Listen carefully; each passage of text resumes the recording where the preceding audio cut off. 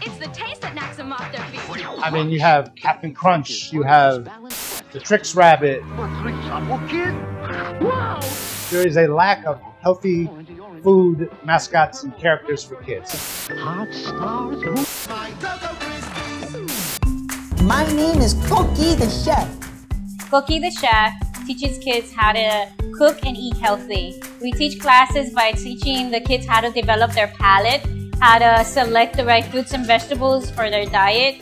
What we found is that if a parent says, eat your broccoli, they might not do it, but if they touch the broccoli, cut the broccoli themselves, taste it with their chef's hats on, their knives, and they're like really engaged in the process, they're more likely to try it and hopefully enjoy it.